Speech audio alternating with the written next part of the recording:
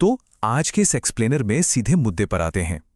आजकल एक ऐसी समस्या है जिससे लगभग हर कोई जूझ रहा है, मेंटल बर्नआउट यानी दिमाग का पूरी तरह से थक जाना।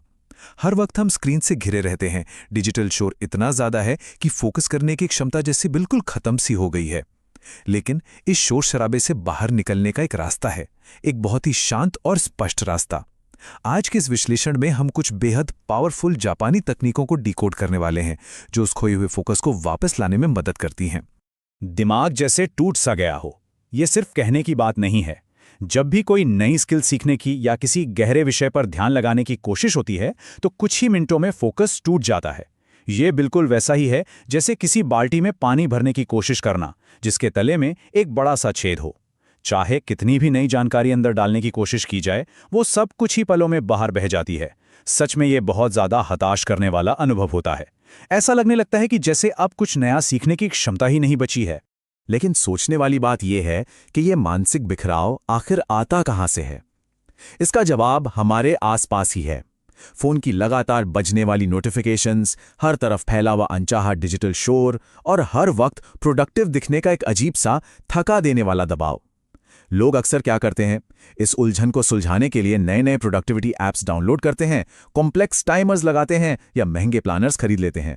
पर ईमानदारी से कहें तो ये बाहरी टूल्स इस दिमागी शोर को शांत करने के बजाय उसे और बढ़ा देते हैं।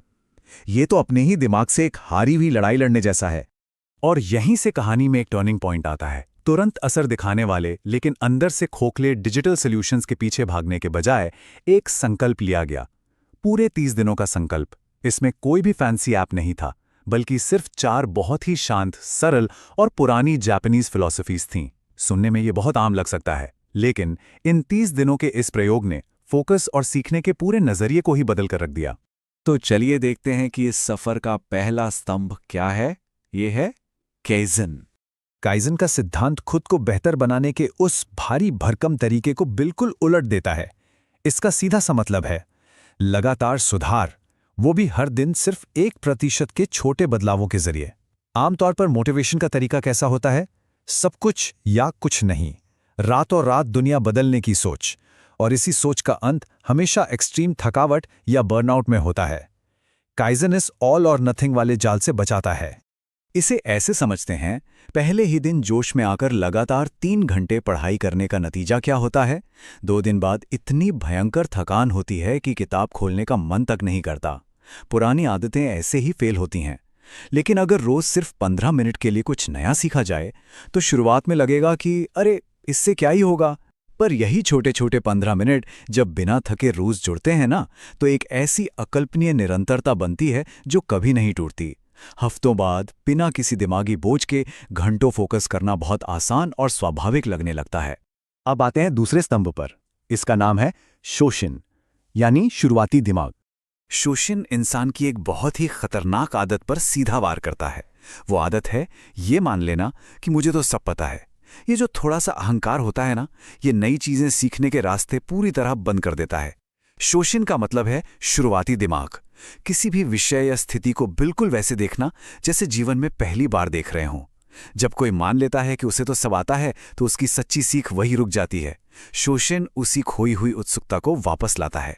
इस नजरिए को अपनाने के लिए खुद को शून्य पर लाना होता है। पुरानी सारी धारणाएं हटानी पड़ती हैं। फिर कुछ बहुत ही बेसिक सवाल पूछने होते हैं। ये ऐसा क्यों है? इसका असल मतलब क्या है? जब बिना किसी पूर्वाग्रह के ऐसे सवाल पूछे जाते हैं तो स्वाभाविक जिज्ञासा फिर से जाग उठती है। और सबसे बड़ी बात, तब वो बारीक डिटेल्स नजर आने लगती हैं जिन पर पहले कभी ध्यान ही नहीं गया था। तीसरा स्तंभ बहुत ही प्रैक्टिकल है। यह है शुकान, आदत की असली ताकत। शुकान एक बहुत ही कड़वे सच को सामने रखता है कि मोटिवेशन एक बड़ा धोखा है। ये कभी टिककर नहीं रहता। जब इसकी सबसे ज्यादा जरूरत होती है तभी ये हवा हो जाता है। इसलिए शुकान का अर्थ है एक ऐसा स्ट्रक्चर्ड रूटीन तैयार करना जो बिल्कुल ऑटोमेटिक तरीके से काम करे।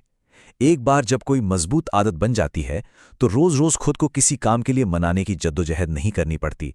दिमाग को इच्छा शक्ति खर्च करने की जरूरत ही नहीं होती, क्योंकि उसे पता होता है कि आगे क्या करना है। जरा एक बहुत ही शांत दृश्य की कल्पना कीजिए। सुबह के 7 बजे हैं। कमरे में खिड़की से हल्की हल्की प्राकृतिक रोशनी आ रही है। एक साफ सुथरा मिनिमलिस्ट डेस्क है।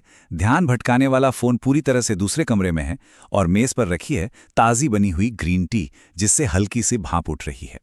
सच कहें तो पहले हफ्ते इस रूटीन को फॉलो करना थोड़ा मुश्किल लग सकता है, लेकिन जैसे जैसे समय बीतता है, इस शांत और सधे हुए वातावरण में बैठते ही दिमाग बिना किसी संघर्ष के अपने आप फोकस मोड में चला जाता है।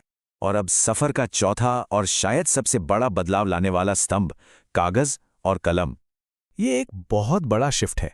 डिजिटल स्क्रीन और कीबोर्ड की दुनिया से दूर हटकर वापस प्रीमियम क्वालिटी के कागज और एक अच्छी कलम की ओर लौटना।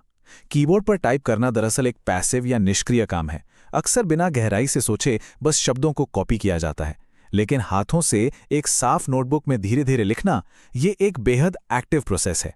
ये दिमाग से गहरी सोच विचार की मांग करता है। इसमें जानकारी को पहले समझना पड़ता है और फिर उसे अपनी समझ के हिसाब से ढालकर उतारना पड़ता है। हाथ से लिखने के जो नतीजे सामने आते हैं वो सच में हैरान करने वाले हैं। जब एक काले पेन से कागज पर शब्द उकेरे जाते हैं तो विषय की कहीं ज्यादा गहरी समझ विकसित होती है। याददाश्त में चीजें लंबे समय तक टिकती हैं।